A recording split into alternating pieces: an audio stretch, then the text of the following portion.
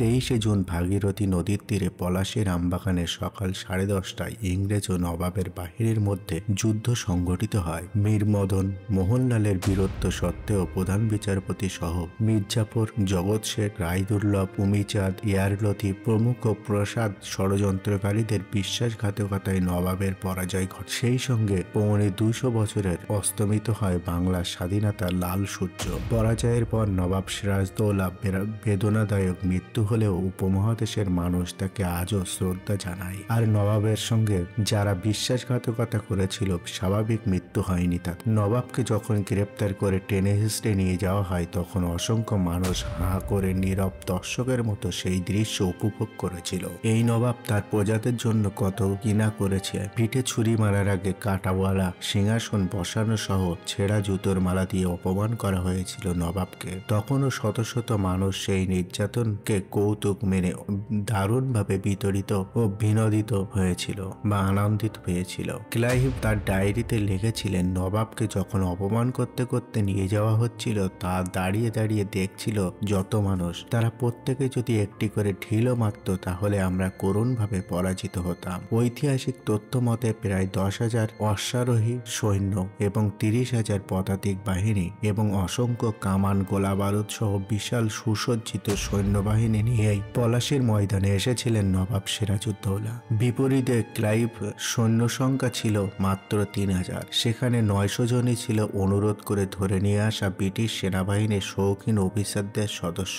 এদের অধিকাংশ তলোয়ার ধরার মতো প্রশিক্ষণ ছিল না, তারা আগে কোনো যুদ্ধে অংশগ্রহণ করেনি। সব জেনেই ক্লাইভ যুদ্ধ করতে এসেছিল, কারণ তিনি খুব ভালোভাবেই জানত যে একটি হীনমন্য ব্যক্তিস্বার্থলোভী দ্বিধাগ্রস্ত জাতিকে পরাস্ত করতে খুব বেশি কিছু দরকার নেই। যে জাতি সামান্য সম্পদের জন্য বিদেশিদের সাথে হাত মিলিয়ে দেশের ক্ষতি করে তাদের সামান্য দাবা চালের মতো মাত করে দেওয়া যায়। এদের জন্য হাজার হাজার সৈন্যের জীবনের ঝুঁকি নেওয়ার কোনো প্রয়োজন নেই। মির্জাপুরকে যখন নবাবের টোপ গেলানো হয় রবার্ট ক্লাইভ জানত সিরাজই প্রধান বাধা। তাকে পরাজিত করার পর বিশ্বাসঘাতক মির্জাপুর, উমিচাঁদ, রায়বল্লভ, ঘসেটি বেগম সহ সব লোভীগুলিকে শেষ করা মশার মতো সহজ। ক্লাইভ বাঙালির নিজের নাক কেটে অপরের যাত্রাভঙ্গ করার মানসিকতা টের পেয়েছিলেন বলেই মির্জাপুরকে টোপ দিয়েছিলেন। জানত সে মির্জাপুর টোপ গেলবে। কাজ শেষ হলে এই লোভীটির কোনো মূল্য নেই, কারণ সে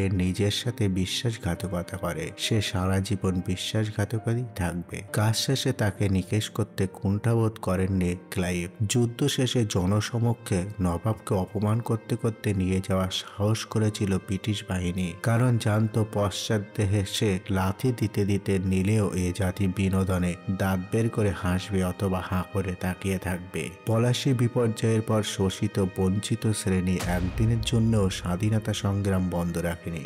এই ধারাবাহিকতায় 1947 সালে ভারত পাকিস্তান নামে দুটি স্বাধীন রাষ্ট্র জন্মলাভ করে। এরপর 1971 সালে স্বাধীন হয় বাংলাদেশ। পলাশী কাদের চক্রান্ত? পলাশী যুদ্ধ নিয়ে আরো জানবো। পলাশী বা মুর্শিদাবাদ নামটা মনে পড়লেই বেঈমান মির্জাফরের নামটা উচ্চারিত হবেই। মির্জাফরের বেঈমানি আমাদের মনে এমন ঘৃণার দড়িতে লেপ্টে দেওয়া হয়েছে যে আজও মির্জাফরের বংশধররা সেখানে বাস করছেন মুখ লুকিয়ে এবং আত্মপরিচয় গোপনে রেখে। যেমন পাকিস্তানের নির্বাচিত প্রথম প্রেসিডেন্ট ইস্কান্দার মির্জা মির্জাফরের চতুর্থ অধঃস্থান পুরুষ ছিলেন, অর্থাৎ ইস্কান্দার মির্জার দাদা ছিলেন মির্জাফর আলী খাঁ। একথা আমরা কয়জন জানতে পেরেছি? জানতে পারিনি, কারণ তারা লজ্জায় নিজেদের বংশ পরিচয় উন্মুক্ত করতে পারতেন না। কিন্তু সত্যিই কি পলাশী ষড়যন্ত্রের জন্য মির্জাফর এককভাবে দায়ী, নাকি এক ষড়যন্ত্র মধ্যে আর এক ষড়যন্ত্র ছিল?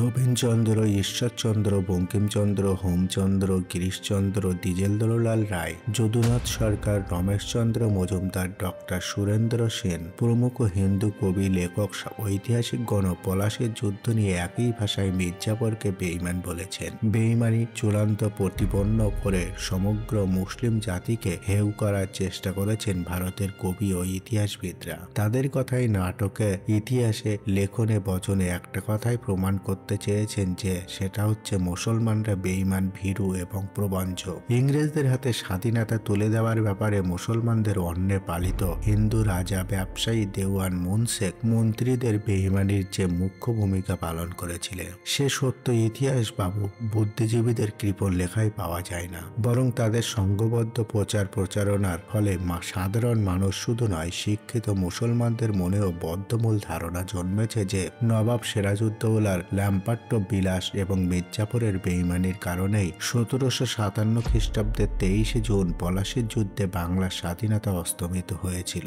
কিন্তু সত্যিই কি তাই? আসল ইতিহাস জানলে আপনি চমকে যাবেন। 1700 শতাব্দীর মুর্শিদাবাদের রাজনীতির দিকে তাকালে আজকের বাংলাদেশের রাজনীতির সাথে মিল খুঁজে পাওয়া যায়। যেমন 1717 সালে মুর্শিদ কুলি খাঁ নবাব হওয়ার পর রাজকার্যে এবং ব্যবসা বাণিজ্যে হিন্দুদের প্রভাব প্রতিপত্তি অত্যন্ত হারে বেড়ে যায়। লন্ডনের ইন্ডিয়া অফিস লাইব্রেরি এবং হল্যান্ডের রাজকীয় আর্কাইভে রাখা সেই সময়ের বাংলার উচ্চপদস্থ রাজকর্মচারী ও জমিদারদের তালিকা থেকে জানা যায় যে নবাব আলীবর্দীর সময় দেওয়ান এবং সাব দেওয়ান, বক্সি প্রভৃতি সরকারের 7টি গুরুত্বপূর্ণ পদের 6টিই ছিল হিন্দুদের অধিকারে। একমাত্র মুসলমান বক্সি ছিলেন মির্জাপুর। আবার রাজ্যের 19 জন রাজা জমিদারের মধ্যে 18 জনই ছিলেন হিন্দু। নবাব সিরাজউদ্দৌলার সময় সর্বক্ষেত্রে হিন্দু প্রভাব আরও বেড়ে যায়। সরকারের প্রতিটি ডিপার্টমেন্টে হিন্দু প্রভাব অধিক মাত্রায় বেড়ে গিয়েছিল, যে হিন্দুদের সাহায্য এবং পরামর্শ ছাড়া তাদের এক পাও চলাও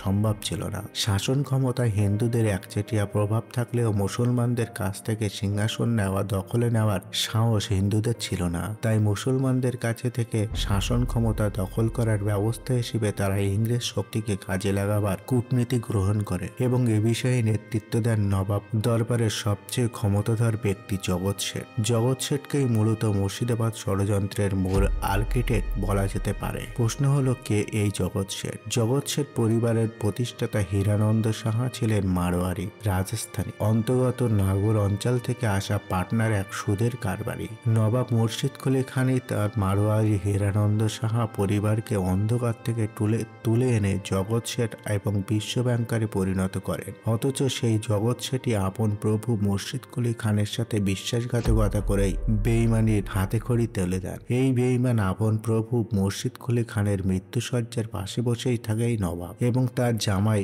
সুজাউদ্দিনকে মুর্শিদাবাদ আক্রমণ করায় এবং তাকে নবাবী মসনদ অধিকার করতে সাহায্য করে। আবার সুজাউদ্দিনের মৃত্যুর পর তার পুত্র সরফরাজ খান নবাব হওয়ার কথা থাকলেও এই জগৎ শেঠের বিশ্বাসঘাতকতার কলঘাটিতেই সরফরাজ খান নিহত হন এবং আলীবর্দী খান নবাবী মসনদ দখল করেন। আলীবর্দীর মৃত্যু ঘনিয়ে আসার সময় হলে স্বরূপচাঁদ জগৎ শেঠ ও তার ভাই মহাতাব চাঁদ জগৎ শেঠ হিসাব নিকাশ করে দেখে যে আলীবর্দীর পতনের পর সুশিক্ষিত তেজি দৃঢ় চরিত্রের সিরাজউদ্দৌলা নবাব হলে তাদের অন্যায় অধিকারের অধিকাংশই ভাড়ারে টান পড়বে। তাই তখন থেকে শুরু করে দেয় কারশেজ, সিরাজউদ্দৌলাকে সিংহাসন থেকে উৎখাত করার চক্রান্ত। আলীবর্দী যখন মৃত্যুসজ্জায় ষড়যন্ত্রকারীরা আলীবর্দীর জ্যেষ্ঠ কন্যা নিঃসন্তান ঘসেটি বেগমকে বোঝালো যে নবাবের কন্যা হিসেবে মসনদ তারই প্রাপ্য। চক্রান্তকারীদের প্ররোচনায় ঘসেটি বেগম 1956 সালের মার্চ মাসে 10,000 সৈন্য নিয়ে সিরাজের বিরুদ্ধে মুর্শিদাবাদ উপকণ্ঠে অবস্থান নেন। পাশে থাকে জগৎ শেঠ, রাজবল্লভ প্রমুখ বেঈমানরা। যতক্ষণ সিরাজউদ্দৌলা বিচক্ষণতার সাথে যুদ্ধ এড়িয়ে খালার সাথে আপোষ করার মাধ্যমে বেঈমানদের ষড়যন্ত্র জাল ছিন্ন করতে সক্ষম হন এবং জগৎ শেঠদের বেঈমানির ইতিহাস এখানেই শেষ নয়। 36 বছরে একে একে 700 জন শাসকের সাথে 7 জন শাসকের সাথে বিশ্বাসঘাতকতা করায় এমন সফল নায়ক পৃথিবীর ইতিহাসে দ্বিতীয়টি আর খুঁজে পাওয়া যাবে না। অথচ নবীনচন্দ্র জগৎ শেঠকে বিশ্বাসঘাতক বলতে কার্পণ্য করে। মির্জাপুরকে এককভাবে বেঈমানের প্রতীক বানিয়েছেন ইতিহাসবিদরা, কারণ পরিষ্কার মুসলমান জাতিকে প্রবঞ্চক বলবেন কিভাবে? রাজতন্ত্রের যুগে রাজদ্রোহিতা নতুন কিছু ছিল না। ছিল মির্জাপুর বেঈমান, রাজদ্রোহী এবং জাতিদ্রোহী ছিল না, তিনি ছিলেন পরিস্থিতির শিকার। চলুন পলাশীর চক্রান্তকাররা কিভাবে চক্রান্ত করে একটু ঘুরে আসি। 1757 সালের 19 মে পলাশীর ষড়যন্ত্রের চূড়ান্ত বৈঠক হচ্ছে যখন জগৎ শেঠের বাড়িতে সেই সময় মহিলা ছদ্মবেশে পালকিতে চেপে ঢুকলেন ইংরেজ দূত মিস্টার ওয়াটস বলেছেন, সিরাজের সাথে লড়তে যে প্রস্তুতি, বিপুল অর্থের প্রয়োজন, বর্তমানে তা আমাদের নেই। জগৎ শেঠই আশ্বস্ত করে বলেছে, টাকার জন্য চিন্তা করবেন না, টাকা যা দিয়েছি প্রয়োজন হলে আরো দিয়ে যাব। অর্থাৎ সুবে বাংলা ব্রিটিশদের হাতে তুলে দেওয়ার জন্য সমস্ত ব্যয়ভার বহন করেছিল ওই মোনাফেক জগৎ শেঠ। এবার নবাব সিরাজউদ্দৌলাকে উৎখাত করার জন্য চূড়ান্ত চুক্তি চুক্তিপত্র স্বাক্ষর করার পালা। সেখানেও প্রথম সইটি করেছিল জগৎ শেঠ। তারপর মারোয়ারি ব্যবসায়ী উমিচাঁদ এবং রায়দুল্লাহ ও রাজবল্লভ প্রমুখ বেঈমান চক্র মির্জাফর সই করে। মির্জাফর কিন্তু তখনও স্বাক্ষর করেনি। তাকে অনেক লোভ দেখানো হয়। তিনি বলেন আমার কিছুটা সময় দরকার বলে সভা ছেড়ে বেরিয়ে গিয়েছিলেন। বেঈমান চক্র মির্জাফরকে নানানভাবে ভয়ভীতি দেখাতে লাগলো এবং বলল ইংরেজদের সাথে তাদের মিটিং এর কথা নবাবের কাছে ফাঁস করে দেওয়া হবে। অতঃপর স্বাক্ষরের 17 দিন পর 5ই জুন মির্জাফর বেঈমানি চুক্তিতে স্বাক্ষর করতে বাধ্য হয়। মির্জাফর আবার মত বদলাতে পারে এই ভয়ে যে চুক্তি স্বাক্ষরের পর ক্লাইভ আর দেরি করেননি। 13 জুন মুর্শিদাবাদের অভিযান শুরু করে দেয় এবং 19 জুন কাটোয়ায় পৌঁছায়। পলাশী পৌঁছায় 22 জুন মধ্যরাতে। এই অভিযানে ক্লাইভের সৈন্যবাহিনীতে ছিল মাত্র 900 জন সৈন্য এবং 2100 দেশীয় সৈন্য। ক্রাফটনের লুটেরার মতে নবাব বাহিনীতে ছিল 50,000 অশ্বারোহী সৈন্য এবং 50টি কামান। কিন্তু দুঃখের বিষয় নবাবের বিশাল সেনাবাহিনীর 45,000 সৈন্যই ছিল মির্জাফর, রায়দুল্লাহ প্রমুখ বেঈমান সেনাপতিদের অধীনে, যারা সেদিন যুদ্ধ করেনি, স্বাধীন বাংলা শৃঙ্খলিত হওয়ার দৃশ্য উপভোগ করেছিল। সিন্ধুর উপকূলে মুহাম্মদ বিন কাসেম মুসলমানদের সে বিজয় পতাকা উত্তোলন করেছিলেন। 1757 সালের 23 জুন পলাশীতে নবাব সিরাজউদ্দৌলার পতনের মধ্যে দিয়ে সেই পতাকা ভূলুণ্ঠিত হয়। কয়েকজন শীর্ষস্থানীয় ব্যক্তি এই চক্রান্তের পেছনে থাকলেও আসল নেতৃত্ব দিয়েছিল জগৎ শেঠ নিজেই। ঐতিহাসিক তপনমোহন চট্টোপাধ্যায় তার পলাশীর যুদ্ধ বইতে লিখেছেন ষড়যন্ত্রটা আসলে হিন্দুদেরই ষড়যন্ত্র।